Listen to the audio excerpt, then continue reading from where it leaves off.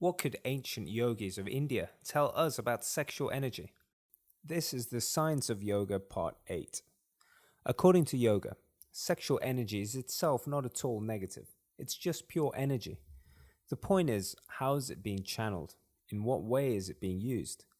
The mechanical mind uses this sexual energy in a very limited way. Fantasy, sexual daydreaming, or lust are the results of mechanical thinking.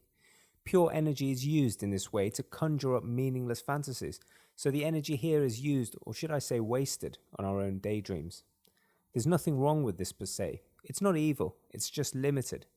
But when we become aware of this and start to stop it, the sexual energy actually transmutes itself. Transmutation is when sexual energy converts into a higher frequency. It rises and becomes creative, meditative, and joyous. This is the natural use for sexual energy. It's supposed to be channeled in this way, not mechanically wasted. But it's clear that our own mechanical habits are what use sexual energy in a limited and self-defeating way. It's our job to understand this, not fight against it. In yogic terms, the transmutation process is actually known as brahmacharya. This word does not mean abstinence, as is commonly thought. It just means the energy is being channeled in a more wholesome way. A person who practices brahmacharya is just trying to stop the misuse of his or her own energy. Here's another point. In some cultures, the sexual energy becomes repressed. This really doesn't help.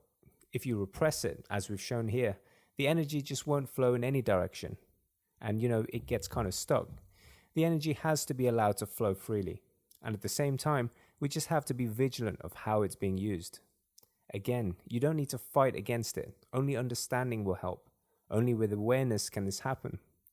So how do you know when this is happening? It's unmistakable, actually. When sexual energy is used for fantasy or lust, it feels heavy, dense, distracting. But transmuted, the energy feels lighter and brings clarity. Again, this is not a case of good or bad. It's just the mechanics of how it works. In fact, different areas of the brain correspond to these two states. Mechanical lust is related to one part of the striation, whereas the clarified energy relates to a distinct yet close-by region also in the striation. Although the two are very much confused by society, science has found two distinct corresponding regions that light up. In our experience, however, it's easy to get fooled and not know the difference.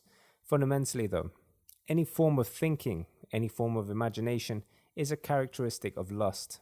We find that thinking is a mechanical thing that leads to the misuse of energy. Breaking mechanical habits through awareness is what leads to transmutation. So why transmute the energy at all? Fantasy is not evil, and lust is not a sin, but it is self-absorbed. Just look at it this way. If you have fantasies and thoughts, only you are experiencing them. You're effectively cutting yourself off from the whole of reality in your own little bubble, cocooned and sheltered from life. This has to be quite a limited and not very effective way. The yogic path is about the exact opposite, coming out of the cocoon, not sheltering ourselves in it. There's a misconception that those on this path will wander off into the forest and never seek out people again.